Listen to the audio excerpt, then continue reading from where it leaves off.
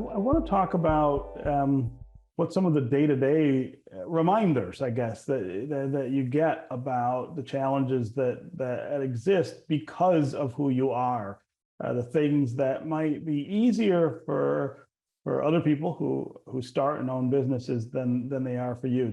It's interesting because in business, you don't know what you don't know until you come across that hurdle. And then you have to start figuring it out. And I don't have just like a dedicated group of people that I can go and say, like, this is what I'm dealing with. How can you help me, or where do I go? It's like I talk to one person, they introduce me to another person. And so it's like the time to resolve issues, the more that I'm like learning about business and getting familiar with it, it decreases.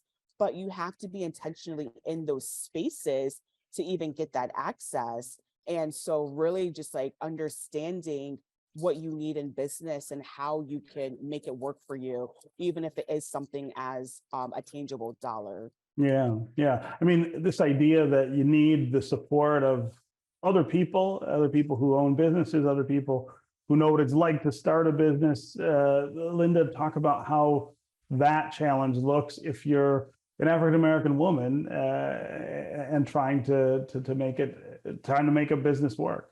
Yeah, absolutely. Well, one good thing about me and my business partners is that we are career professionals first and dancers second. We have that passion for dance. We love to dance, but we do other things. Myself, I am an internal auditor, been so for over 20 years. My partner, Jasmine, is a chemistry teacher. So she works on all the curriculum development. And then Dominique is a project manager. So with those things, we're able to, work the business, put out, processes and procedures and operations and know about customer service. However, we struggled a lot with that marketing.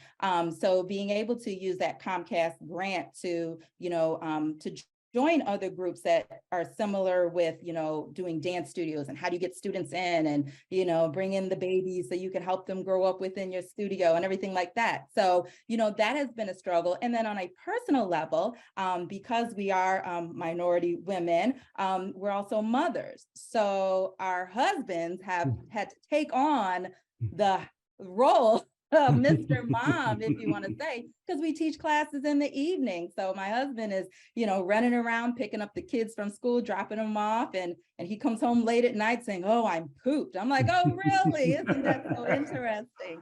So that's a challenge of just being able to definitely have that support system of, being able to operate in the evenings when, most family or even women are at home, be it taking care of family or running errands or, just, being the family Uber. I want to have you give some advice to people out there who might be thinking about starting their own business and maybe apprehensive about the idea, maybe don't think that it will work or that they'll have the support.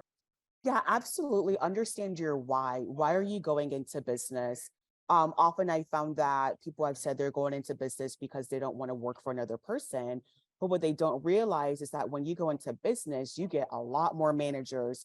You're answering to your customers, you're answering to your employees, your vendors, everyone. And so really like understand what value are you bringing, why you, and what difference are you trying to make with your business.